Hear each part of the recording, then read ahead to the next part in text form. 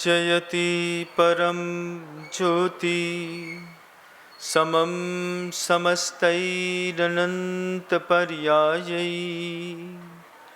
दर्पणतल्लिव सकला प्रतिफलति पदार्थमालिका यत्र गुरुवः पान्तनो नित्यं ज्ञानदर्शननायका चारित्रार्णौ गंभीरा मोक्षमार्गोपदेशका।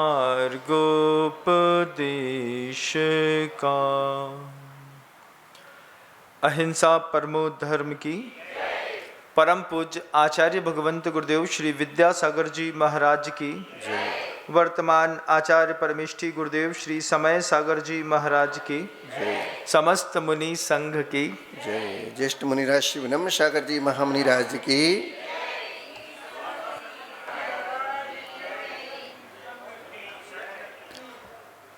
ज्ञानार्णव ग्रंथ का स्वाध्याय बीनाबारा क्षेत्र में चल रहा था। 2005 की बात है, 25 साल 20 साल होने को आए। गुरुदेव पढ़ा रहे थे ज्ञानार्णव ग्रंथ। उसमें एक कारिका सामने आई। अपा कुर्वन्ति यद वाचः काय वाक् चित्त संभवम कलंकम अंगिनाम सोयम देवनंदी नमस्यते। आचार्य देवनंदी को नमस्कार किया, जिनको आप आचार्य पूज्य पाद भी कहते हैं। सर्वार सिद्धि ग्रंथ की टीका लिखी है गुरुदेव ने। उनके चरणों में बार बार नमस्कार करके आचार्य श्री जी हाथ माथे में लगा करके ऐसा सिर झुकाते रहे।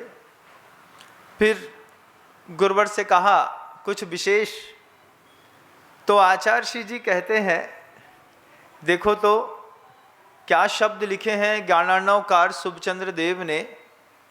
अपा कुर्वन्ति यद वाचः, जिनके बोलने से, यद वाचः जिनके वचन, अपा कुर्वन्ति दूर करते हैं। अपा दूर अर्थ होता है। यद वाचः काय वाक् चित्त संभवम, काय में, वचन में और मन में जो विक्षोभ पैदा हुआ है, उस विक्षोभ को, पैदा हुए विक्षोभ को खत्म करने के लिए जिनकी देशना काम करती है, ऐसे कलंकम अंगिनाम सोयम, सो अयम अंगिनाम कलंकम, जो भी प्राणधारी इस संसार में है, उन सारे के सारे प्राणधारियों के प्राण में कुछ ना कुछ कलंक तो रहता है। किसी के वचनों में कलंक रहता है, किसी के मन में कलंक रहता है, किसी की काया में कलंक रहता है। शब्द हैं आचार्य शुभचंद्र देव के। आप खुद यहाँ पर जो मुझे धैर्यपूर्वक सुनते हैं और स्क्रीन पर भी जो मुझे धैर्यपूर्वक सुनते हैं, वे सब देखें कि आपके शरीर में कहाँ पर कलंक है। मन में कोई कलंक तो नहीं है। महाराज मन में काहे का कलंक है, हम तो निष्कलंक हैं, निष्कलंक निर्लेपो निरुपद्रव। आप अपने आप को ऐसा कह सकते हैं, लेकिन राग और द्वेष के कलंक अंतर्मन में लगे हैं। क्रोध मान के कलंक अंतर्मन में लगे हैं। ईर्षा अहंकार के कलंक मन में लगे हैं। ये कलंक है, इसका टीका भले आपके माथा में ना दिखे, लेकिन आपकी क्रियाओं में जरूर दिखता है। मन का कलंक है। थोड़ा भी कोई ना पूछे तो पूछ में जैसे किसी ने मरोड़ दियो, ऐसा दर्द होता है। थोड़ा कोई पूछे बस नहीं। गैया की पूछ देखी है? देखी है ना? जब गैया के ऊपर किसी को गुस्सा आती है तो उसकी पूछ मरोड़ देते हैं। जब उसकी पूछ मरोड़ते हैं तो उसको बहुत दर्द होता है, तो बहुत तेज भागती है। गैया की पूछ मरोड़ने पर गैया भागती है और तुम्हें नहीं पूछो तो तुम भागत हो। महाराज आपने हमें पूछी नहीं, सो हमने भी कसम खा ली कि आज के बाद तुम्हारे दरवाजे ना हैं। तो ये क्या है? ये भी तो एक कलंक है, मन का कलंक, चित्त का कुछ कलंक है। इस कलंक को मिटाने के लिए आचार्य पूज्यपाद जी महाराज ने समाधि तंत्र नाम का एक ग्रंथ लिखा है। उससे मन का कलंक मिटता है। मन के कलंक को मिटाने के बाद मन के कलंक के साथ ही वचन का कलंक भी रहता है। वचन का कलंक कैसा रहता है? बोलते हैं कुछ और निकल जाता है कुछ। ऐसा देखा है ना? कई बार हमारे ज्ञान की छद्मस्तता ऐसी होती है कि हम कई बार शब्दों में सही लिंग का प्रयोग नहीं कर पाते। जाति की जगह जाता शब्द निकल जाता है, जाता जाने वाले के शब्द में जाति शब्द निकल जाता है। शब्द का प्रयोग स्त्रीलिंग का पुरुष लिंग के साथ कई बार ऐसे शब्दों का स्खलन हो जाता है। फिर हमारे पास शब्द संग्रह भी नहीं रहता, हमारी समझ में भी संग्रह नहीं रहता, तो हमारी वचन वर्गणाएं बिगड़ती हैं। उस वचन वर्गणाओं को पवित्र करने के लिए उन्हीं आचार्य पूज्यपाद महाराज ने जैनेन्द्र व्याकरण करके एक बहुत बड़ा व्याकरण का ग्रंथ लिखा भाषा शुद्धि के लिए। भाषा शुद्धि के लिए जैनेन्द्र व्याकरण ग्रंथ लिखा। मन शुद्धि के लिए, मन के कलंक मिटाने के लिए समाधि तंत्र लिखा। फिर एक काया का भी कलंक होता है। जो लोग जिनका बहुत मंद क्षयोपशम होता है, अभी देखिएगा कि बहुत सारे बच्चों का 10वीं और 12वीं का रिजल्ट निकला। 10वीं और 12वीं के रिजल्ट निकलने पर विद्यालय तो आपका एक ही होगा, एक ही विद्यालय में 50 बच्चे पढ़ते होंगे और 50 बच्चों में 50 के 50 का क्षयोपशम अलग अलग होगा। अलग अलग क्षयोपशम के कारण कुछ बच्चे 28% मार्क्स लाए होंगे तो फेल हो गए होंगे, किसी का 33% होगा तो थर्ड डिवीजन आया होगा, 33 से लेकर के 59% तक वाले सेकेंड डिवीजन और गुड सेकेंड में आए होंगे। आजकल फर्स्ट सेकेंड थर्ड तो देते नहीं, A grade B grade C grade देते हैं। लेकिन आपको एक बहुत अच्छी जानकारी देता हूँ, आप लोगों को गाने सुनने का तो बहुत शौक होगा, सुनते होंगे समय समय पर। YouTube चैनल पर शिव रंजनी धुन है, एक राग है, राग का नाम है शिव रंजनी। इस शिव रंजनी राग को सुनने पर बुद्धि बढ़ती है। कर्नाटक में ये शिव रंजनी राग चलता था।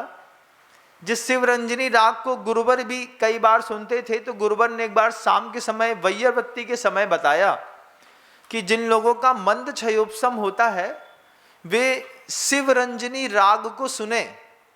शिव रंजनी राग सुनने पर मंद बच्चों का क्षयोपशम धीरे धीरे धीरे करके बढ़ने लगता है।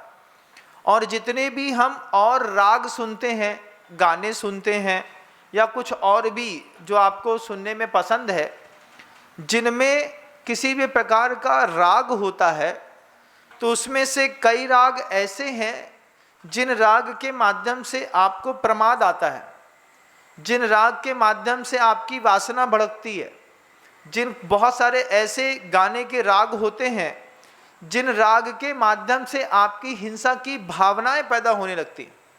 जब कभी भी आपने अपने किसी भी पिक्चर को देखते होंगे तो प्लेबैक म्यूजिक भी चलता है ना, ढन टन ढिंग ढिंग ढिंग ढिंग ढिंग ढिंग। जैसे ये शब्द आते हैं तो समझ में आ जाता है ना कि अब कुछ झगड़ा होने वाला है, होता है कि नहीं? ऐसे हर किसी भी सीन को क्रिएट करने के लिए किसी ना किसी प्रकार के राग का भी प्रयोग होता है।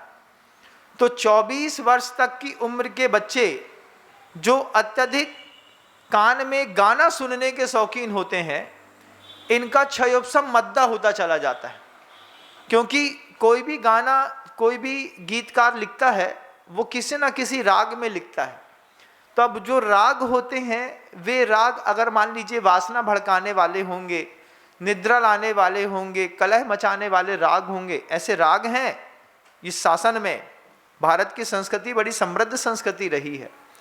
तो गुरुवर ने वो बात कही थी कि बच्चे 24 साल तक की उम्र के जो बच्चे हैं, ये शिवरंजनी राग का श्रवण करेंगे कान से तो इनका मंद क्षयोपशम उठने लगेगा। ये शिवरंजनी राग सुबह सुना जाता है और संध्या काल के समय भी सुना जाता है।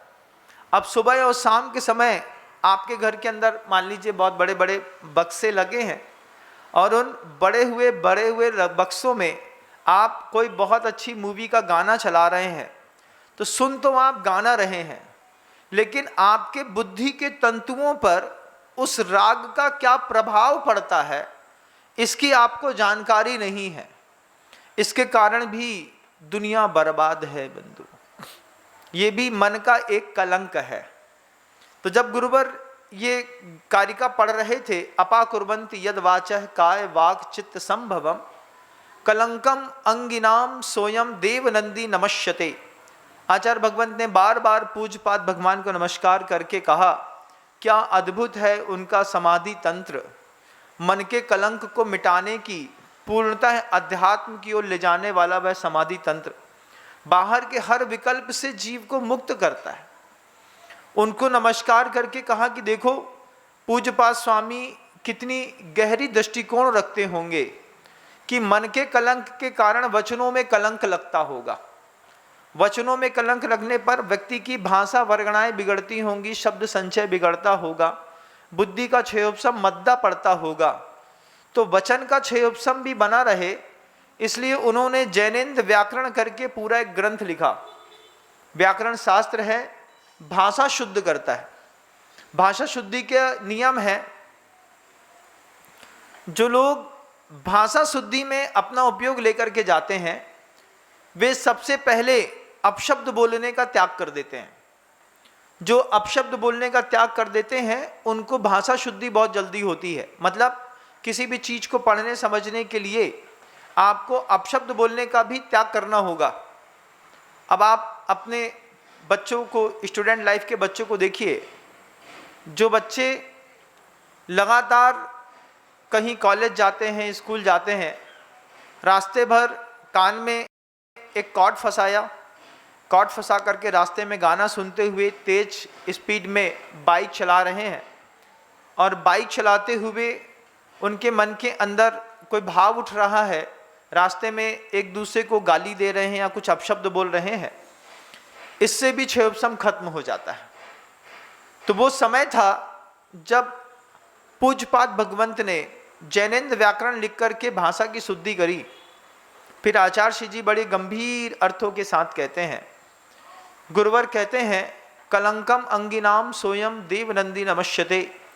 काय की शुद्धि के लिए भी आचार्यों ने, जिन्होंने अध्यात्म के चरम पर जाने वाला समाधि तंत्र लिखा, जिन्होंने वाक्य की शुद्धि करने वाला जैनेन्द्र व्याकरण पूरी प्रक्रिया लिखी, उन्हीं आचार्य परमेष्टि ने शरीर की शुचिता बनी रहे, न धर्मो धार्मिकैर बिना, धार्मिक व्यक्ति के बिना धर्म हो नहीं सकता, शरीर की शुद्धि बनी रहे, इसलिए उन्होंने पूरा का पूरा चिकित्सा शास्त्र लिखा। फिर किसी ने पूछ लिया, आचार्यों को चिकित्सा शास्त्र लिखने की क्या जरूरत थी? वो तो आत्मा की बात करते तो ठीक था, लेकिन आचार्य महाराज कहते हैं शरीर ही नहीं रहेगा तो किस प्रकार से आप बताइए कि कोई आत्मा का ध्यान करेगा। बिना शरीर के ना कोई आत्मा समझ में आती है, ना कोई भावना समझ में आती है। तो आचार्यों ने वैद्यक शास्त्र लिखे, शरीर को बचाने की प्रक्रियाओं में कैसे आंतों में इरिटेशन होता है। उसमें आप उग्रादित्य आचार्य महाराज जी का जो ग्रंथ है, एक बार आप उसको पढ़ के देखिएगा, कल्याण कार्यक्रम ग्रंथ है बंधु। उस ग्रंथ में लिखा है कि आंतों में छाले क्यों पड़ते हैं। बहुत ज़्यादा सोचने पर जब कोई व्यक्ति इरिटेट होता है, बहुत ज़्यादा अपने आप से ईर्ष्या करता है, तो उसके इरिटेशन उसकी आंतों में दिखाई देता है। आंतों में इरिटेशन दिखाई देता है किसका? जो बहुत ज़्यादा सोचता है, कल क्या होगा, अब क्या होगा, परसों क्या होगा, नरसों क्या होगा। तो आंतों में इरिटेशन होने के कारण आंतों में धीरे धीरे करके छाले पड़ना शुरू होते हैं। वे छाले कालांतर में जाकर के अल्सर में चेंज हो जाते हैं। बहुत ज़्यादा सोचने पर आंतों में कैंसर भी हो जाता है, जिसमें आचार्यों ने उसमें महारोग, महाव्याधि कहा है। उस महाव्याधि शब्द को आप कैंसर से ले सकते हैं, कोलाइटिस से ले सकते हैं। आचार्यों का कितना अनुभव रहा होगा, कैसी उनकी दूरदृष्टि रही होगी कि पूरे के पूरे चिकित्सा शास्त्र को लिखा। एक दो आचार्यों ने नहीं, कई आचार्यों ने चिकित्सा शास्त्र लिखा। और इस चिकित्सा शास्त्र का प्रयोग सबसे पहले शानदार तरीके से किया आचार्य शांति सागर जी महाराज श्री जी ने। आचार्य शांति सागर जी महाराज श्री जी जब दक्षिण में विहार कर रहे थे तो डामर की रोड में विहार करते करते उनकी नेत्र ज्योति कम हो गई। नेत्र ज्योति कम होने पर आचार्य शांति सागर जी महाराज श्री जी ने संलेखना लेने का भाव कर दिया।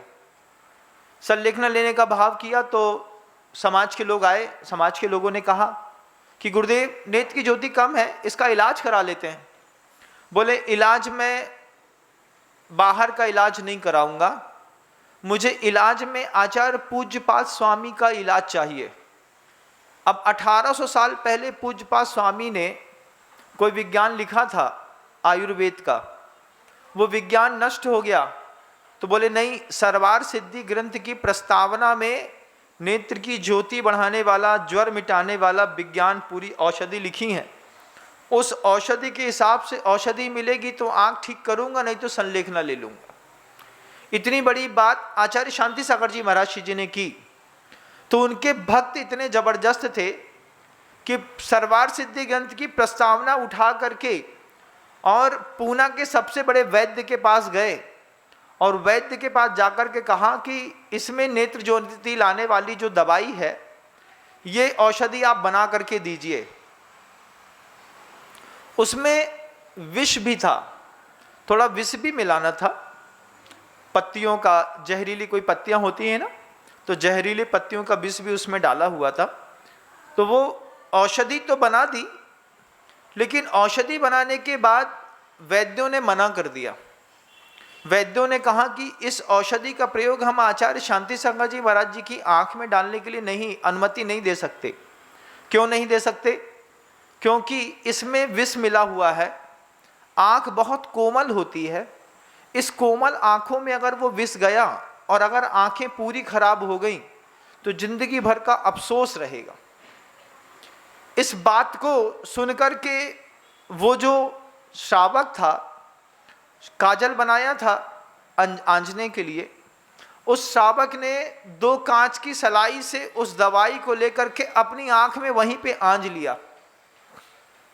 आप भक्ति देखिए बंधु, एक गुरु की बात पर शिष्य की भक्ति देखिए और गुरु की भक्ति गुरु की बात पर देखिए कि आचार्य शांति सागर जी महाराज जी ने कहा कि आचार्य पूज्यपाद स्वामी जी का जो समीकरण लिखा हुआ है नेत्र ज्योति बढ़ाने वाला, वो मिलेगा तो उपयोग कर लूंगा, नहीं तो संलेखना ले लूंगा। क्यों? आचार्य की बात को जीवंत रखना था।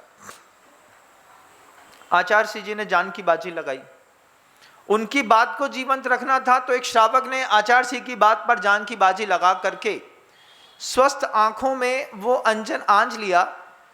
3 घंटे तक आंखें बिल्कुल लाल लाल और बड़ी हो गई।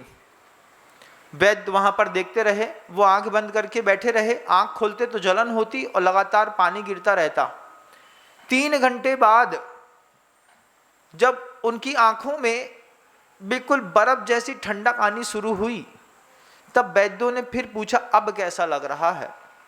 तब उन्होंने कहा अब मुझे बहुत ठंडा लग रहा है, बहुत अच्छा लग रहा है।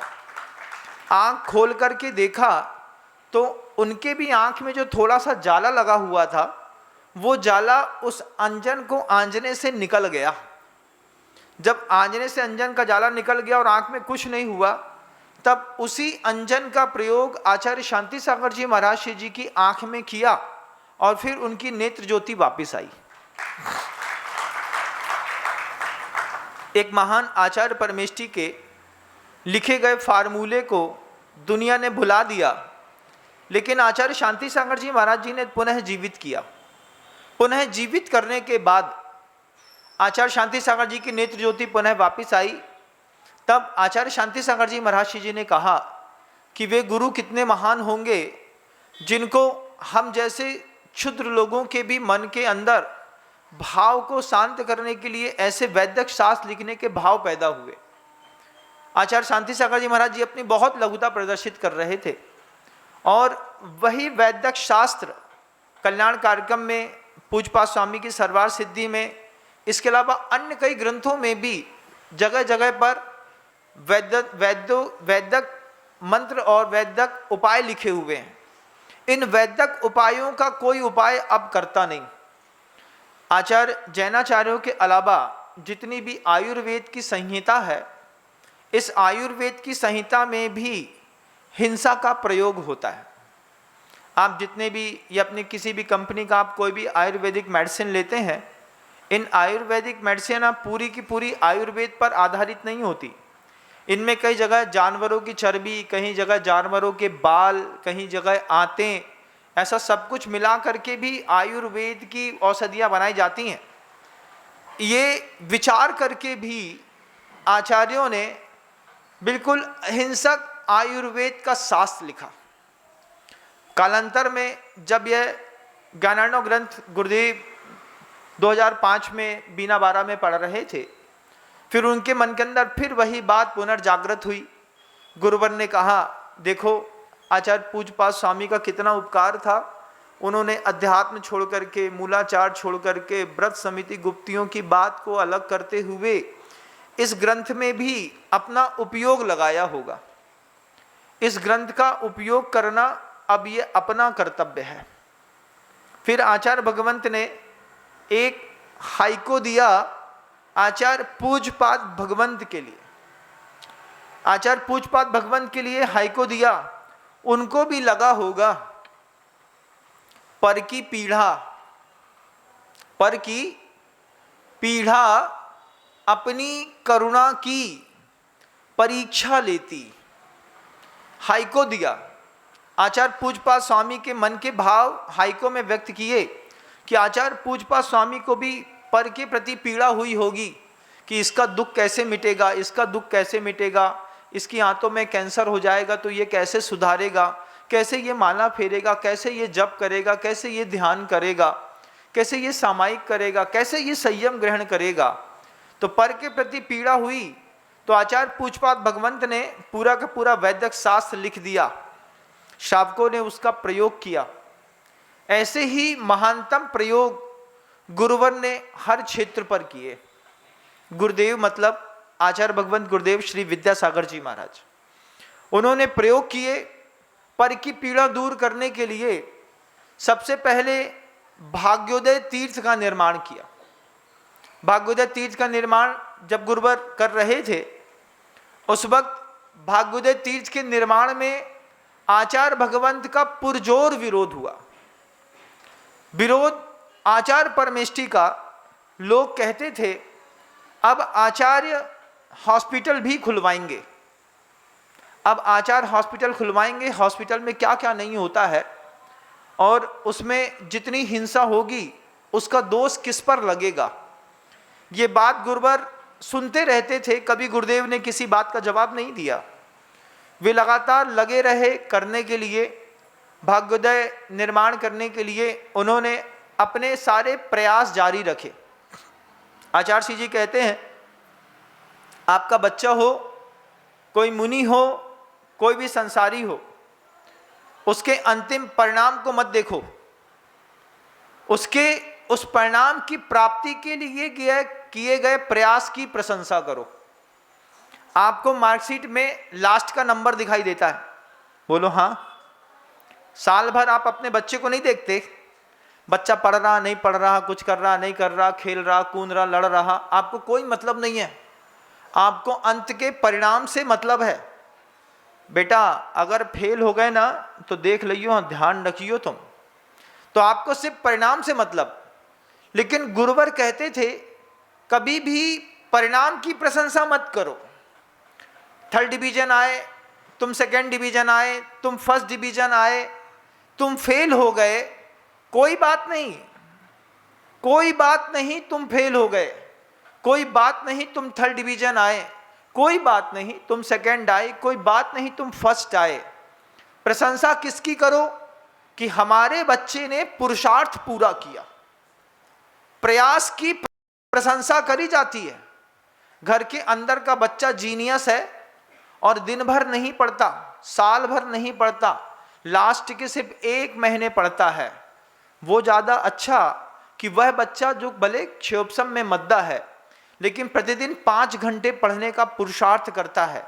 आप बच्चे का पुरुषार्थ देखिए, अपनी स्कूल से, विद्यालय से वापस लौटता है, वापस लौट करके भोजन करता है, उसको चिंता रहती मुझे होमवर्क करना है, वो 3 घंटे, 2.5 घंटे, 2 घंटे होमवर्क करता है, तैयार करता है, कोचिंग जाता है, पुरुषार्थ आपका बच्चा पूरा करता है। लास्ट में परिणाम निकला, थर्ड डिवीजन आया, उसको डांटने की जरूरत नहीं है। आप अपने बच्चे का पुरुषार्थ देखिए, 4th क्लास में, 5th क्लास में, 6th क्लास में आपका बच्चा कितना पुरुषार्थ करता है। तो एक बच्चे का क्षयोपशम बनता है लेकिन पुरुषार्थ जबरदस्त है। गुरुवर कहते हैं पुरुषार्थ की प्रशंसा करो, उनका पुरुषार्थ देखो। आचार्य भगवंत भी लगातार पुरुषार्थ में लगे रहे। आप अपने बच्चे का परिणाम देखते हैं, पुरुषार्थ को गौण कर देते हैं। वो बच्चे जो साल भर कुछ नहीं पढ़ते, 1.5 महीने पढ़ करके पास हो जाते हैं, उस पर विद्या के संस्कार बहुत कम है, पुण्य का संस्कार ज़्यादा है। जो बच्चे लगातार पढ़ने का पुरुषार्थ करते हैं, भले क्षोभसम मद्दा, पुण्य मध्य के कारण फेल हो जाते हैं, उनको इग्नोर करने और डांटने की जरूरत नहीं है। उनको भी बोलना है, बेटा तुमने मेहनत तो पूरी करी थी ना, मम्मा तुमसे खुश है क्योंकि तुम बहुत मेहनत करते थे, मम्मी तुमसे खुश है, पापा तुमसे खुश है क्योंकि तुमने खूब मेहनत करी, अब जो हुआ तो हुआ, उसकी हमको कोई विकल्प नहीं। जब आप ऐसा कहते हैं तब बच्चे का हौसला बढ़ता है, तब बच्चा और आगे बढ़ता है। मैं आप सबसे कहना चाहता हूँ, गुरुवर की इस बात को गुरुवर के ऊपर लागू करके देखिए। जब गुरुवर अपने अंतिम पायदान पर पुरुषार्थ कर रहे हैं, उनके परिणाम को मत देखिए। परिणाम तो हमेशा गुरुवर का ऊंचा और उज्जवल निकला है, लेकिन एक बार आप गुरुवर का पुरुषार्थ देखिएगा। जब कुंडलपुर में 2020 से हट करके गुरुवर ने बड़ा कार्यक्रम करने के बाद, 2022 में कार्यक्रम करने के बाद आचार्य भगवंत रहली गए। रहली में आचार्य भगवंत कुछ दिन तक रुकने के बाद उनके मन के अंदर सिरपुर के अंतरिक्ष पार्श्वनाथ भगवान थे। 700 किलोमीटर, 700 किलोमीटर में यही मई की गर्मी में एक दिन पानी आ गया, बस एक दिन, सिर्फ एक दिन पानी बरसा, अंधड़ चली, जमीनें ठंडी हुई और आचार्य भगवंत रोड पे निकल गए। अब आचार्य भगवंत रोड पे निकले, नीचे से तपती हुई गर्मी, तपती हुई पूरी धरती, ऊपर से सूर्य का प्रकाश किरण, 24 अंजलि पानी के साथ जीवन, एक समय का आहार, रात में तीव्र वेदना, शरीर की दाह, 1 दिन 2 दिन तक नहीं, लगातार 62 दिन तक चलती रही बंधु। 62 दिन तक लगातार चल के गुरुवर रहली से सिरपुर पहुंचे। पुरुषार्थ देखिए, एक बार प्रयास देखिए, प्रयास की प्रशंसा होनी चाहिए सबसे पहले तो। 700 किलोमीटर, वही कुंडलपुर से रहली गुरुवर अपनी शारीरिक अस्वस्थता के कारण पालकी पे आना पड़ा और फिर शरीर ने एकदम से फिर से साथ देना शुरू किया। कई बार होता है ना, आदमी का मेंटल डिसऑर्डर होने लगता है, मेंटल डिसऑर्डर में चलते चलते गिर जाता है, पैर लड़खड़ा जाते हैं, कुछ हो जाता है। गुरुवर के साथ भी शरीर के वृद्धापन के कारण वह प्रक्रियाएं हो रही थी। कुंडलपुर से रहली तो पालकी में आए, लेकिन रहली में फिर उनका शरीर साथ दिया तो 700 किलोमीटर चल करके आचार्य भगवंत सिरपुर पहुंचे। इस पुरुषार्थ की जय जयकार है। आप लोग गर्मी में दिन में कितनी बार नहाते हैं? कितनी बार? 2 बार तो नहा ही लेते होंगे। महाराज एक बार सुबह नहा लेते हैं, फिर दिन भर काम करते करते जब बिल्कुल पसीने से तरबतर हो जाते हैं तो शाम को भी एक बार पूरे कपड़े वगैरह बदल करके एक बार और नहा करके अपने आप को फ्रेश फील करते हैं। लेकिन उस साधु के बारे में कभी सोचिएगा, जो साधु स्नान महाव्रत के धारी है, रास्ते में चलते वक्त जितने भी मेंटल दिमाग में न्यूरॉन्स होते हैं, ये न्यूरॉन्स धूप की गर्मी पाकर के इतने गर्म हो जाते हैं, जैसे साइलेंसर छूते हो ना, ऐसी गर्मी दिमाग में, पीठ में, ब्लड में भरी रहती है। तो जो गर्मी भरी है वो तो आप नहा करके उतार लेते हैं, साधु अपने शरीर की गर्मी को उतार नहीं पाता, उसको सहता रहता है। जैसे किसी तपते हुए लोहे को पानी में डाला तो छन्न करके शांत हो गया, लेकिन जब वही लोहा धीरे धीरे धीरे करके खुद अपनी स्वाभाविक प्रकृति से शांत होता है तो उसको शांत होने में कितना समय लगता है महाराज? 2-2, 4-4, 6-6 घंटे, 8 घंटे, कई बार तो पूरा दिन लग जाता है। लोहा ठंडा नहीं पड़ता, और लोहा ठंडा ना पड़े और फिर लोहा गर्म कर दो, फिर ठंडा ना पड़ पाए और फिर गर्म कर दो। ऐसा 1-2 दिन नहीं, शरीर के साथ उस वृद्धावस्था में गुरुवर ने 62 दिन तक लगातार चल करके सिरपुर पहुंचे। उस पुरुषार्थ की जय जयकार है कि लोहे को ठंडा किए बिना, जैसे सामान्य होता कोई व्यक्ति होता है मुंह में पानी डाल लेता है, ठीक बात है, साधु परमेष्ठी भी मुंह धो लेते हैं, लेकिन कई जगह होता है कि गीला हाथ लिया, शरीर में फेल लिया, पीठ में फेल लिया, पैर में फेल लिया, पानी के छींटे डाल लिए, कुछ और ठंडा करने के लिए कर लिया।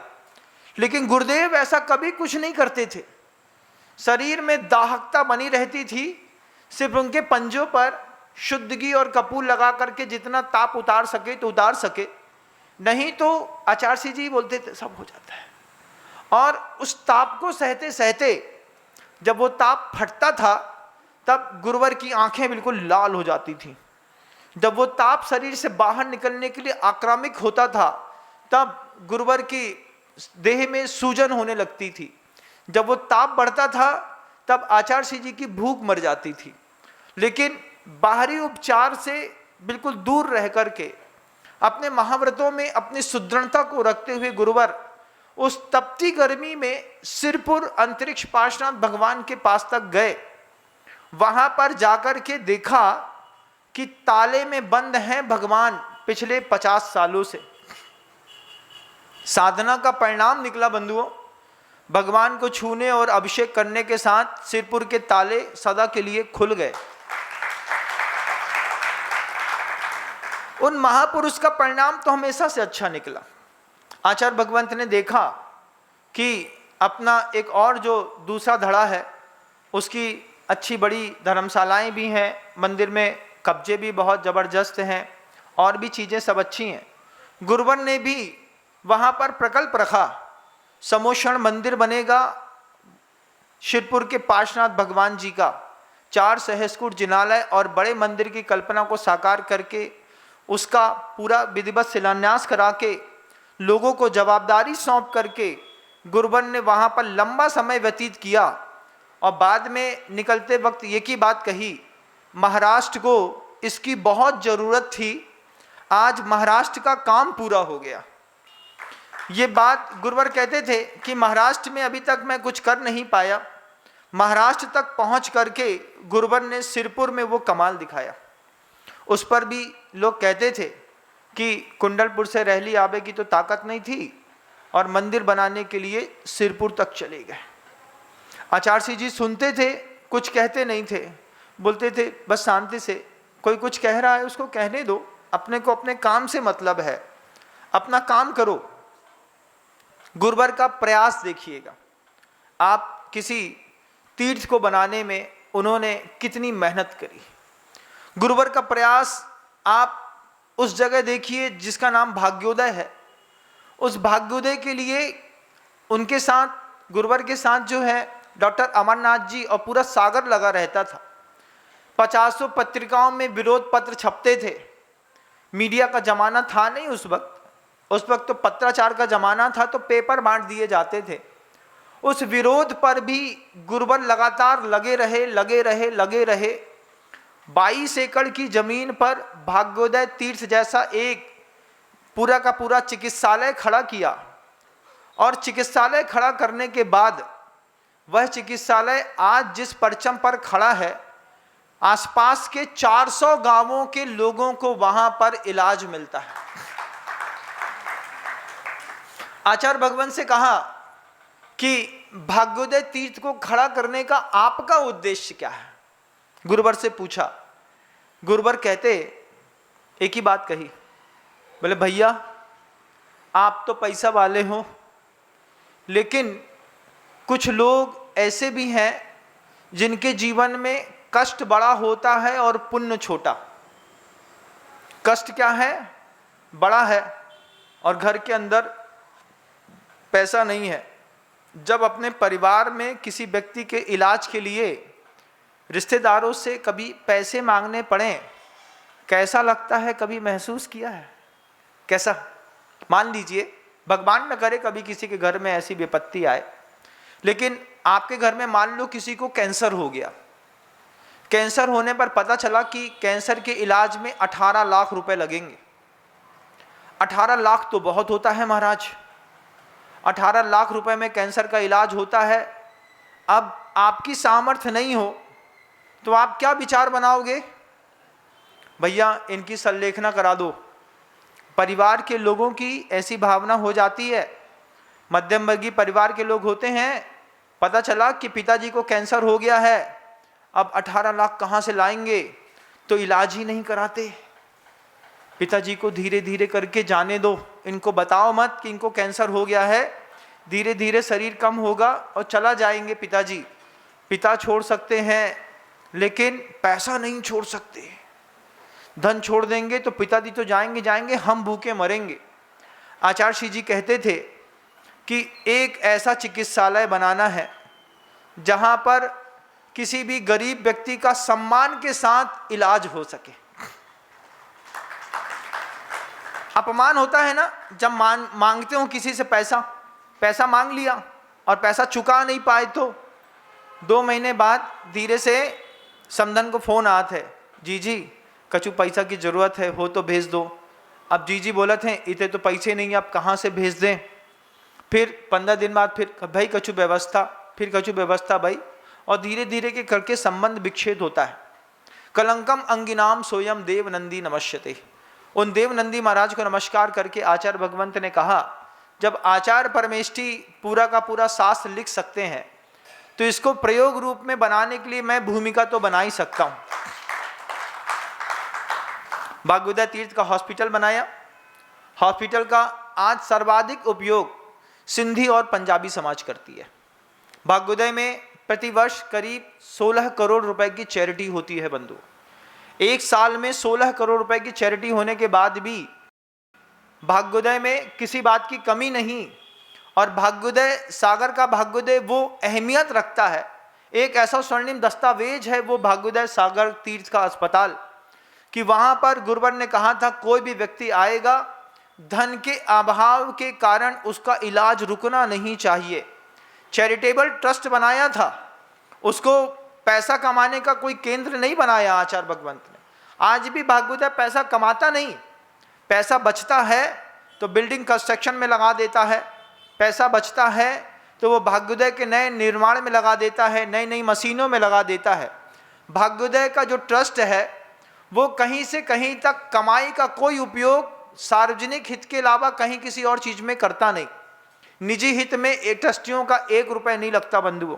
भाग्योदय ऐसा पवित्र ट्रस्ट, आप सुबह से लेकर शाम तक जब आप भाग्योदय का लाउंज देखेंगे जहां पर लगातार मरीज बैठे रहते हैं, कार्डियक पेशेंट बैठा है, वहां पर दुनिया भर में जहां 4,000-6,000 रुपए में सोनोग्राफी होती है, वहां 800 रुपए में सोनोग्राफी भाग्योदय करके आपको आपकी सुविधाएं दे देता है सबसे बेहतरीन टेक्नीशियंस के द्वारा। जहां पर एंजियोप्लास्ट में 2.5 लाख 3 लाख रुपए लगते हैं, वो 1,35,000 रुपए मात्र में आपको आपकी कार्डियक सर्जरी करके 2 छल्ले डाल करके तैयार करके राजा बेटा बना करके आपको खड़ा कर देता है। उस पर भी पता चले कि आप में वो भी सामर्थ्य नहीं है, तो भाग्योदय की सामर्थ्य इतनी बड़ी है कि आपको वो फ्री में भी इलाज करने की सामर्थ्य रखता है। आचार्य भगवंत ने एक ही बात कही थी कि धन किसी के पास ना रहे, लेकिन उसकी धार्मिकता बनी रहे, उसका देवशास गुरु पे विश्वास बना रहे, उसका दया करुणा पे विश्वास बना रहे, उसका इलाज जरूर करिएगा। भाग्योदय उसी इलाज को साथ में लेकर के हर साल 16 करोड़ रुपए की चैरिटी कर रहा है। कितने बड़े सौभाग्य की बात है। और वो पूरा का पूरा केंद्र अपने पूरे जैन समाज के बंधुओं के द्वारा मिलकर के बनाया गया। कोविड के दौरान बड़ी बड़ी कंपनियां उसको ऑक्यूपाई करने के लिए तैयार खड़ी थी, लेकिन उस पर भी भाग्योदय चैरिटेबल ट्रस्ट के लोगों ने निःशुल्क इलाज देकर के अपनी एक स्वर्णिम पताका खड़ी करी। उस पताका को खड़ा करने से पहले विरोध सहना पड़ा गुरुदेव को, लेकिन आचार्य भगवंत ने कहा उद्देश्य अच्छा होता है, उसके बाद कोई लाख विरोध करे, विरोध की उम्र कितनी होती है? थोड़ी देर होती है विरोध की उम्र, उसके बाद तो फिर लोगों को यथार्थ तो दिखाई देता ही है ना। पुरुषार्थ करना कभी छोड़ो मत, लगे रहो, करते रहो, आज नहीं तो कल परिणाम कैसा भी आए, तुम्हारे पुरुषार्थ की जय जयकार पूरी दुनिया में हमेशा होती रहेगी। आपके भी पुरुषार्थ की जय जयकार दुनिया में हमेशा होती रहेगी बंधु। आचार्य भगवंत का वह सूत्रवाद हम लोग के दिल में भी घर कर गया। पर की पीड़ा अपनी करुणा की परीक्षा लेती। सम्यक दृष्टि का सबसे सुदृढ़ अंग है करुणा। जो सम्यक दृष्टि करुणा नहीं कर सकता, वो सम्यक दृष्टि भी हो नहीं सकता। और सिर्फ आशीर्वाद देने से अगर करुणा हो जाए तो दोनों हाथ के नीचे स्टैंड लगा करके ऐसे बैठ जाऊं,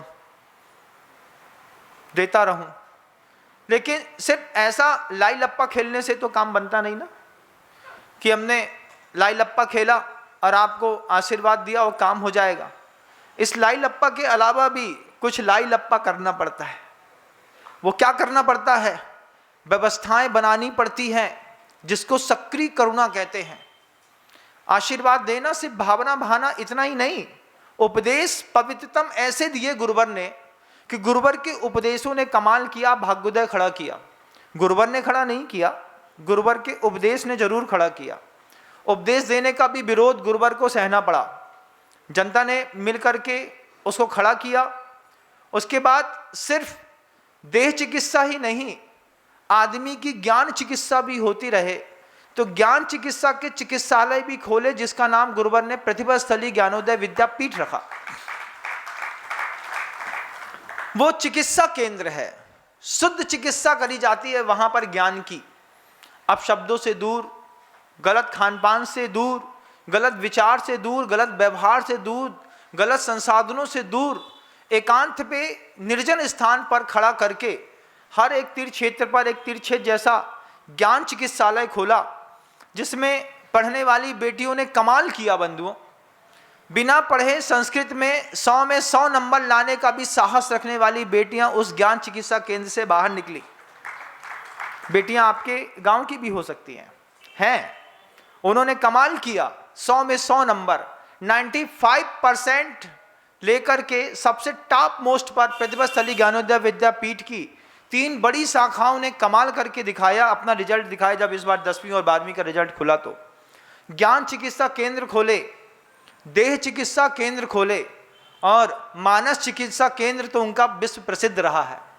मानस चिकित्सा केंद्र में जब उन्होंने चेतन प्रतिमाओं को दीक्षित किया, तो उनकी चेतन प्रतिमाओं से मानस चिकित्सा केंद्र आप आज सामने देखते हैं। 172 से ज़्यादा आर्यिकाएँ, 130 से ज़्यादा मुनिराज, जो आज पूरे विश्व पे अपना एक अलग प्रभाव छोड़ रहे हैं। ये मानस चिकित्सा केंद्र था। गुरुवर स्वयं सामने रख करके अध्ययन अध्यापन कराते, साधना सिखाते, फिर धीरे से समय सागर जी महाराज जी के हाथों में सौंप करके उसके तरक्की के एक नए आयाम खोलते।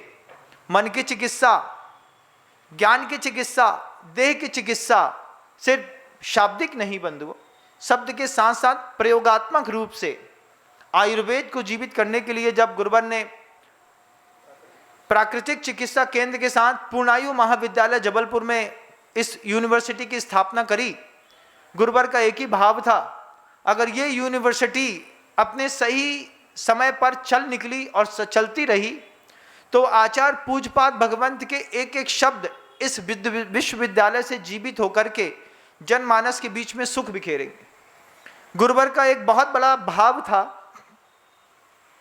आचार्य श्री जी पूरी की पूरी चिकित्सा को निःशुल्क करना चाहते थे। आचार्य श्री जी ने जब पूर्णायु महाविद्यालय की स्थापना करी तो पूर्णायु विद्यालय वालों के जितने भी बड़े शिक्षक थे उनसे कहा, आपके यहाँ कोई भी मरीज आए, उस मरीज को कुछ ऐसी औषधियाँ और कुछ ऐसे पौधे दे दिया करो कि वो पौधे अपने घर में उगाएगा, औषधि के पौधे। देवोदय का ये संवाद मेरी आंख के सामने का था, मैं वहीं पर बैठा था। गुरुवर के भाव थे कि गृहस्थ को अपने घर के अंदर औषधि वाले पौधे पैदा करने चाहिए। घर के अंदर तुलसी का गमला लगा लो, अजवाइन के पत्ते लगा लो, सफ़ेद मूसली लगा लो, इसके अलावा ब्राह्मी लगा लो, और भी आप घर के अंदर जो है हर का पौधा पैदा कर सकते हैं, गमले में भी लगा सकते हैं, खुले ऊपर टेनिस पे भी आप बहुत अच्छे से काम कर सकते हैं, मिट्टी डाल करके काम करना है।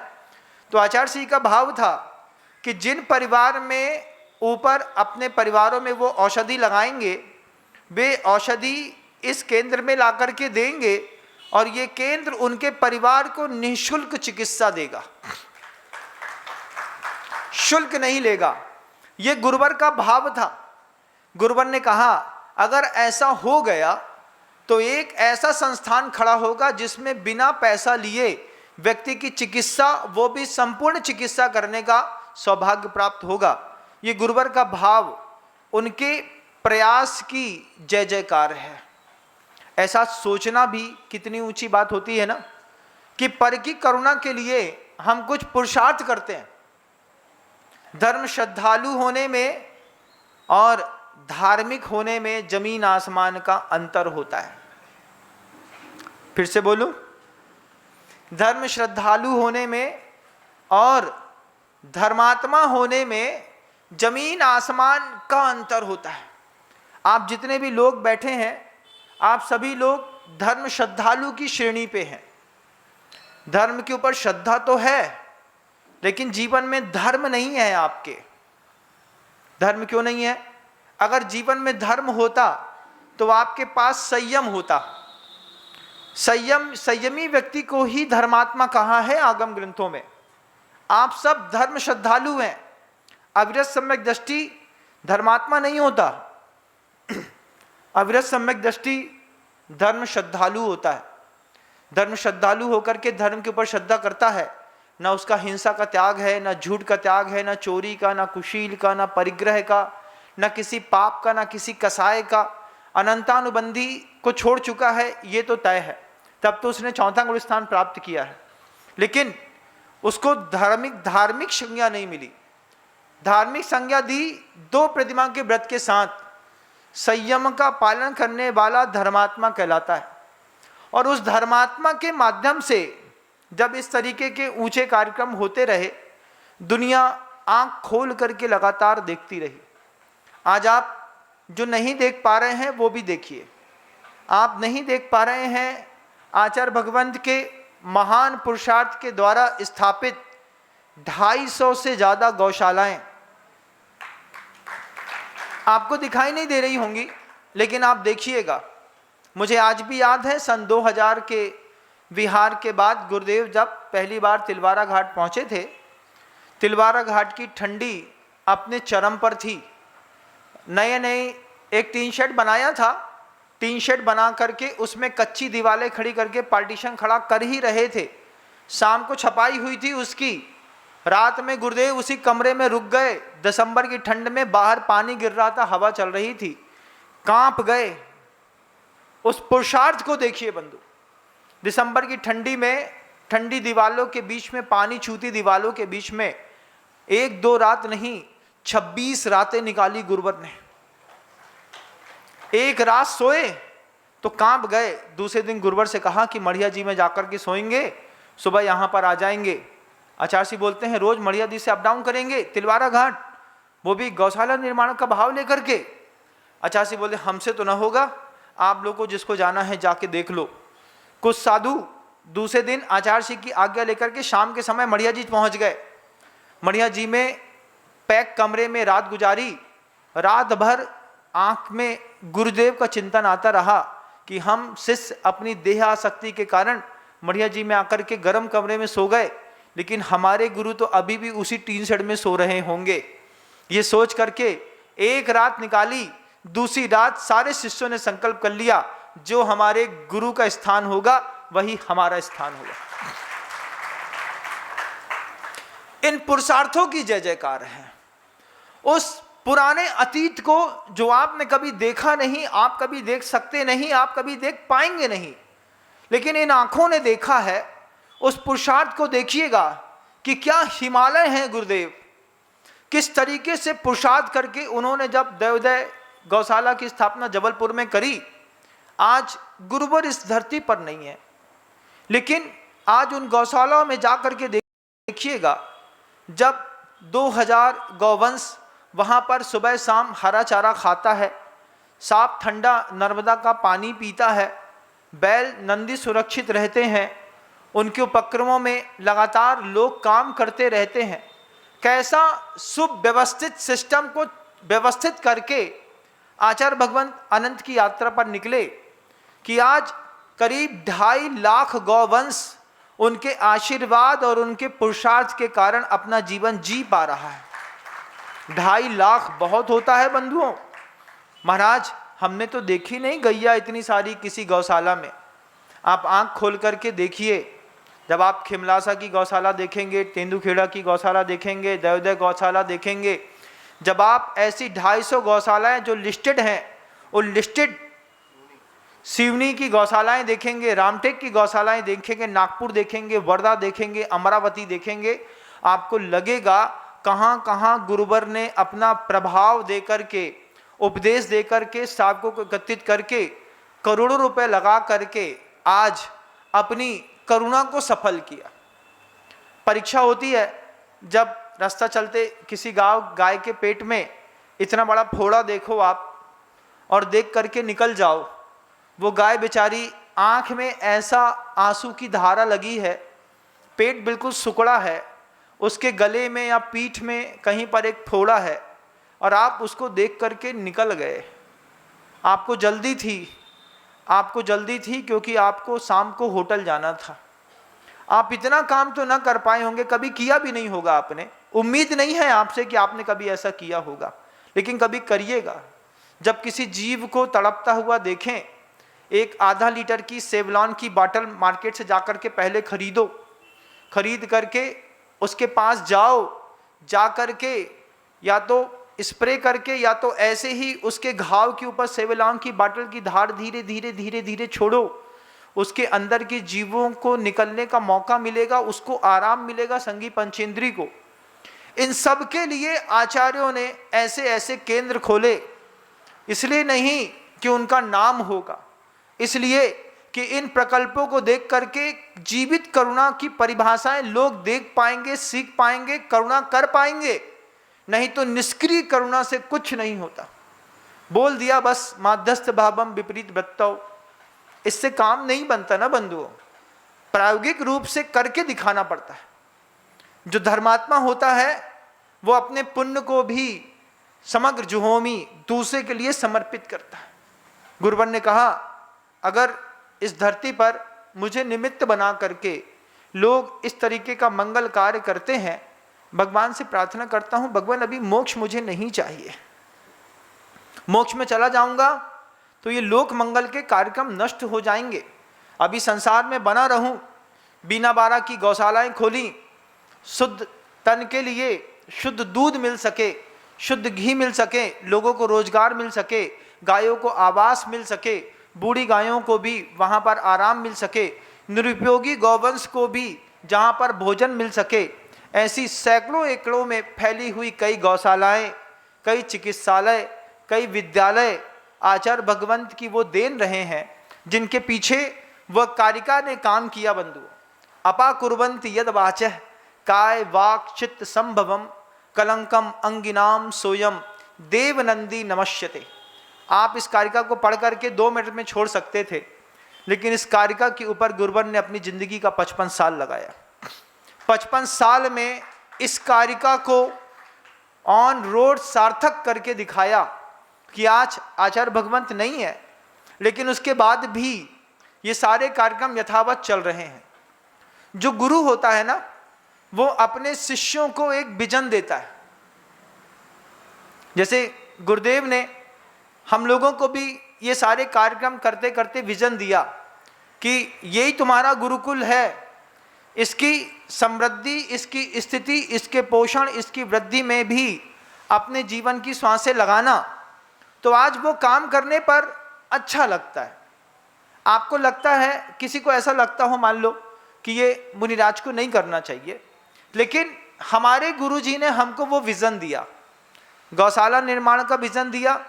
हम गौशाला निर्माण करते हैं, लोगों को प्रेरणा देते हैं। निर्माण का मतलब प्रेरणा देने से है, उपदेश देने मात्र तक साधु सीमित है। कहीं पर जाकर के गोबर उठाता नहीं, फावड़ा चलाता नहीं, लेकिन बार बार उस स्थान पर जाकर के खड़ा होता है, क्योंकि पुण्यात्मा साधु उस स्थान पर बार बार जाकर के खड़ा होता है। उसके निमित्त से जनता आती है, जनता के निमित्त से धन आता है, और धन के निमित्त से ये मंगलकारी कार्य होते हैं। गुरुवर गए बार बार उसी स्थान पर, गुरुवर ने उपदेश दिया, हम लोगों को भी विजन दिया। हमारे गुरुजी ने विजन दिया अच्छे मंदिर निर्माण का। आचार्य श्री जी कहते रहे, पाषाण की मंदिर बनवाने की सावक को प्रेरणा देना। पाषाण का मंदिर 2-3 हज़ार साल तक टिकता है, इससे इतिहास सुरक्षित रहता है। आरसीसी का मंदिर 1 करोड़ 1.25 करोड़ रुपए लगा करके बना तो देंगे, लेकिन 50 साल बाद जब रिपेयरिंग करेंगे तो मॉडर्नाइज तरीके से नया बनाया जाएगा। ऐतिहासिक दस्तावेज मिटते चले जाएंगे। आपके धर्म की, संस्कृति की उम्र आपके मंदिरों से नापी जाएगी। आज भी हमारे धर्म की उम्र हमारे मंदिरों से और पुरातत्व के अवशेषों से नापी जाती है। गुरुवर ने विजन दिया तो हम लोग के दिमाग में विजन आया। फिर हम लोगों ने छोटा पुरुषार्थ नहीं किया, कहीं भी गए पत्थर के मंदिर निर्माण की भूमिकाएं बनाई, तय करी। इस उज्जैन नगर में भी आना हुआ, और उज्जैन नगर का भी सौभाग्य रहा कि जिस उद्देश्य से लेकर के उज्जैन नगर वासी संघ को लेकर के आए थे, जनता ने पूरा समर्थन दिया। बंधुओं, जनता ने फ्रीगंज मंदिर निर्माण के लिए पूरा समर्थन दिया। जनता ने कहा, महाराज जी ये ट्रस्ट के विवाद जिस दिन निपट जाएंगे, हम अपनी तिजोरियों के ताले खोल करके इस मंदिर के लिए खोल देंगे। जितना पैसा चाहिए है लगेगा, मंदिर पाषाण का बनेगा और भव्य बनेगा। मैं उन साधुवाद देता हूं उन गृहस्थों को जिन्होंने अपने उदार मना व्यक्तित्व के साथ इतनी बड़ी बड़ी घोषणाओं की स्वीकृति सहज करी और कमरे में आकर के पुनः संकल्प किया। कहा, गुरुदेव आप भले यहाँ से चले जाएं, लेकिन ये बात खत्म नहीं होगी। हमारा पैसा जब भी लगेगा इस मंदिर में इसी निमित्त से लगेगा, और ये मंदिर यशोगाथा गाता हुआ अगले 4000 साल तक के लिए जीवंत बना रहेगा। गुरुवर ने चूंकि प्रेरणा दी हम लोगों को, गुरु ने शिष्य को विजन दिया, तो शिष्य को भी वो चीज़ दिखाई देती है। अब मुझे भी मंदिर निर्माण में रस आता है, मुझे भी गौशाला निर्माण में रस आता है, मुझे भी कोई विद्यालय ज्ञान का केंद्र खुलता है उसके लिए अनुमोदना करना, उपदेश देने में रस आता है। इसमें मैं सौभाग्यशाली समझता हूँ कि गुरुवर ने हम लोगों को विजन दिया, आत्महित का भी विजन दिया। आत्महित का भी विजन वो एक व्यक्तिगत धार्मिकता होना, ये मेरा बिल्कुल निजी और नितांत अपना विषय है। मैं, क्योंकि धर्म का संबंध मेरा मुझसे है। मैं जितना धर्म करूँगा, पाप करूँगा, पुण्य करूँगा, तो मेरी नरक गति या स्वर्ग की गति होगी। मेरे व्यक्तिगत धर्म से दुनिया में किसी व्यक्ति का कोई भला होने वाला नहीं है। मैं अगर गलत करता हूँ तो मैं नरक जाऊँगा, मैं अच्छा करता हूँ तो मैं स्वर्ग जाऊँगा। ये सब धार्मिकता किसी भी व्यक्ति का निजी और नितांत अपना विषय होता है, लेकिन पारलौकिकता की इस दृष्टिकोण से आप इस धार्मिकता को देखिएगा, जिसके कारण जगत में बहुत सारा गौवंश सुरक्षित हो, व्यक्तियों का इलाज मिलता रहे, ज्ञान के चिकित्सालय समय समय पर खुलते रहें, दानशालाएँ, औषधशालाएँ खुलती रहें। जीवन का ये यथार्थ चूँकि गुरुवर ने हमको दिखाया तो हमारी आँख में दिखाई देता है।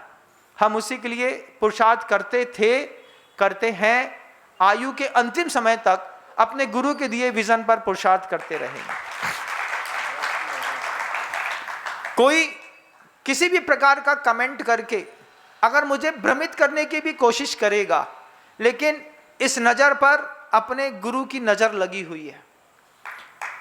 हमारी नज़रों में हमारे गुरुदेव हैं और गुरुदेव की नज़रों पे मैं बैठा हुआ हूँ।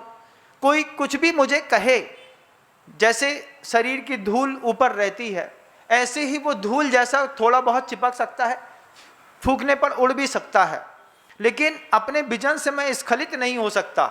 मेरे गुरु ने विज़न दिया है गौशाला निर्माण का, गुरु ने विज़न दिया है औषधालय निर्माण का, गुरु ने विज़न दिया है मंदिर निर्माण के उपदेश देने का।